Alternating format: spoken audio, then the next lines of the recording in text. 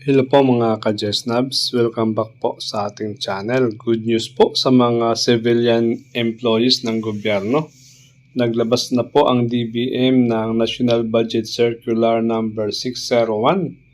Ito ay ang implementation of the third tranche of the updated salary schedule for the civilian government personnel under Executive Order number 64, Series of 2024.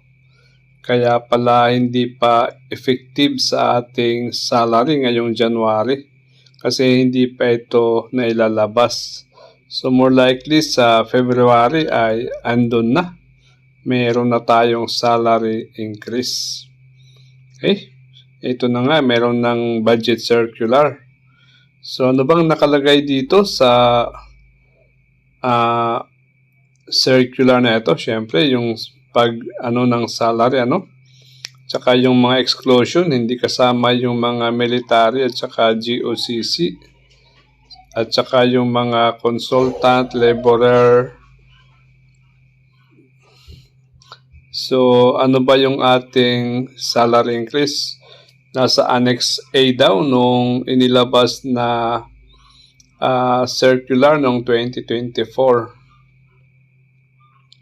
So ayan. So yun po ang good news na by February more likely ito ay ma-implement na sa ating payslip or sa ating ATM yung ating mga salary increase.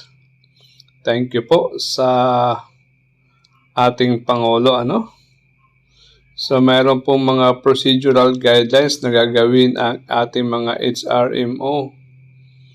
Tapos yung sources ay sa 2026 GAA. Nako. Release of funds. So kailan ba ang release at saka ano ang requirement? Siyempre merong GAA as the allotment order and so on. So hindi ko na po ito babasahin I know nakita nyo na rin ito sa ibang social media.